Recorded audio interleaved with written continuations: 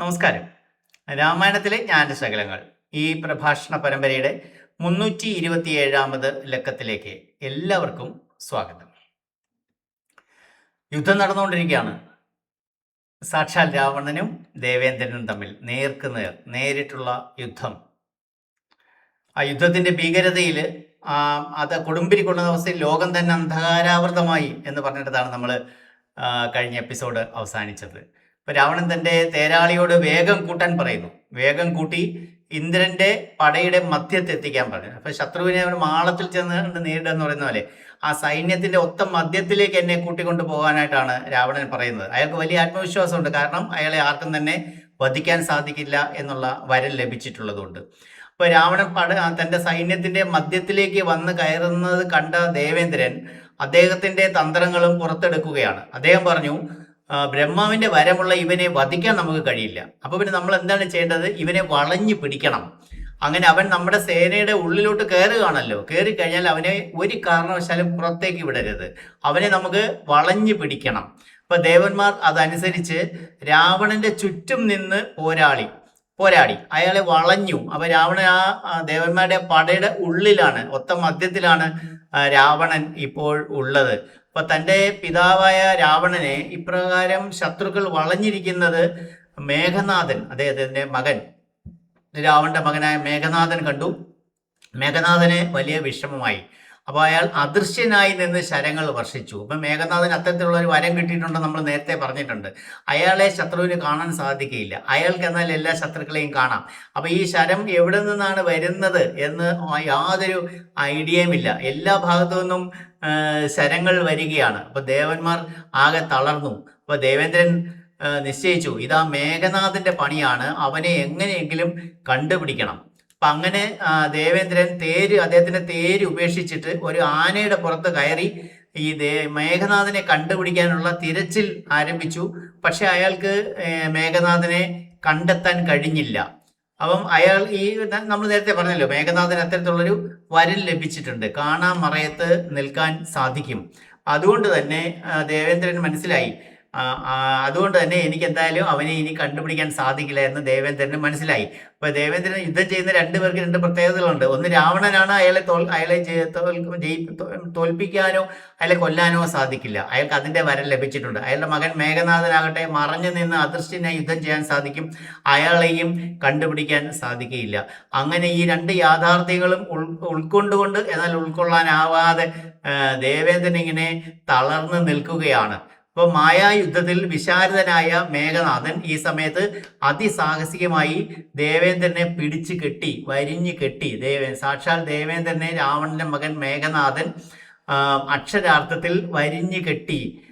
ഈ സമയത്ത് ഹാ ഹാ ഹൂ ഹൂ എന്നീ പേരുള്ള രണ്ട് ഗന്ധർവന്മാർ അവരുടെ ശരീരം ഉപേക്ഷിച്ച് രാവണനോടും യുദ്ധം തുടങ്ങി.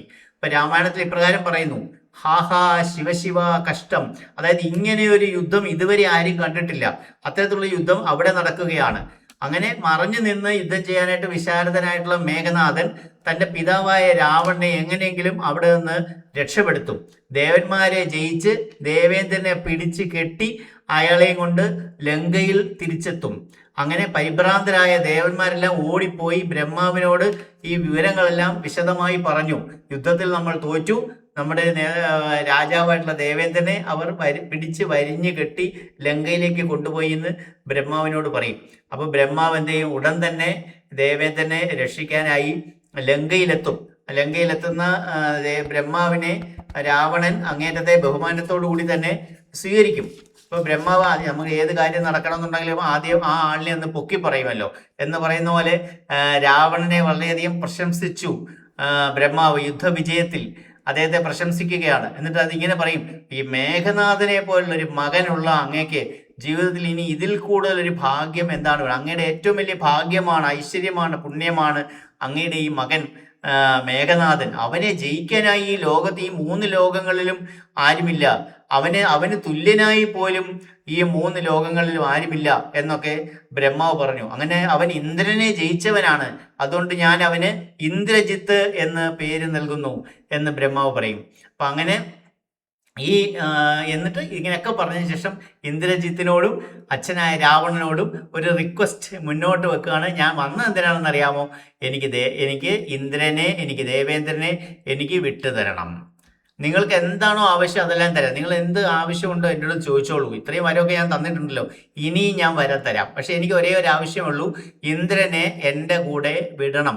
അപ്പൊ ഇന്ദ്രജിത്ത് ബ്രഹ്മാവിനോട് അദ്ദേഹത്തെ വന്ദിച്ചുകൊണ്ട് ചോദിക്കും, എനിക്ക് അമരത്വം വേണം, ആരും എന്നെ ജയിക്കരുത്, ഞാൻ ഒരിക്കലും മരിക്കരുത്, മനസ്സിലായോ? യുദ്ധഭൂമിയിൽ ഞാൻ മരിക്കരുത്. അങ്ങേക്ക് സമ്മതമാണോ ഈ കാര്യം എനിക്ക് തരാൻ, ഈ വരം എനിക്ക് തരാൻ? അങ്ങനെയാണെങ്കിൽ ഇന്ദ്രനെ കൊണ്ടുപോയിക്കുള്ളൂ. അപ്പം ബ്രഹ്മാവിനെ എങ്ങനെയെങ്കിലും ഇന്ദ്രനെ കൊണ്ടുപോയാൽ മതി. അപ്പം ബ്രഹ്മാവ് പറഞ്ഞു, നീ പറഞ്ഞതെല്ലാം ഞാൻ സമ്മതിച്ചു തന്നിരിക്കുന്നു, എല്ലാ കണ്ടീഷൻസും എല്ലാ നിബന്ധനകളും ഞാൻ അംഗീകരിച്ചിരിക്കുന്നു, അതെല്ലാം നിനക്ക് കിട്ടിയിരിക്കും. അങ്ങനെ ഈ ഒരു ഉറപ്പിൻ്റെ പുറത്ത് ഇന്ദ്രജിത്ത് വിട്ടുകൊടുക്കും. അങ്ങനെ ബ്രഹ്മാവിനോടൊപ്പം അങ്ങ് തിരിച്ച് ദേവലോകത്തെത്തി ദേവേന്ദ്രൻ.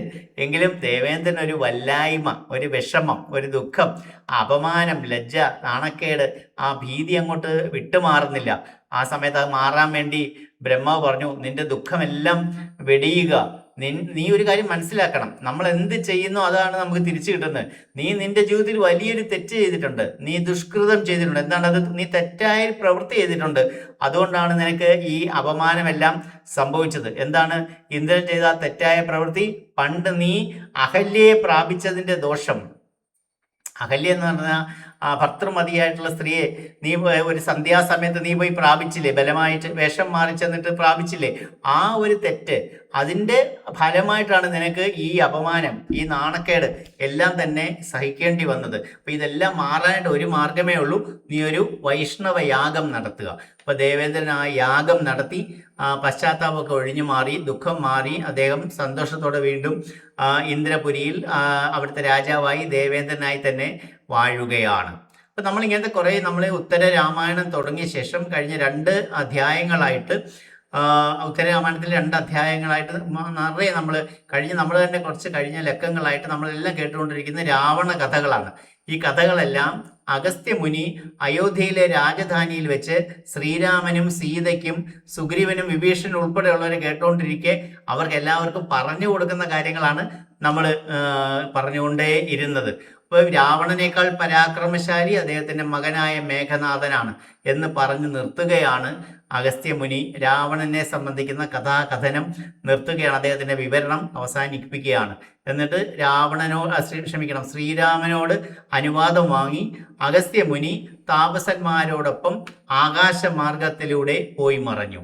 അപ്പോൾ നമ്മളിനി അടുത്ത ലക്കം മുതൽ നമ്മൾ കേൾക്കാൻ പോകുന്നത് അയോധ്യയിലെ വിശേഷങ്ങളാണ്, ശ്രീരാമചന്ദ്രൻ്റെ വിശേഷങ്ങളാണ്. അതിനുവേണ്ടി നമുക്ക് കാത്തിരിക്കാം അടുത്ത 328ാമത് ലക്കം മുതൽ. അതുവരേക്കും നന്ദി, നമസ്കാരം.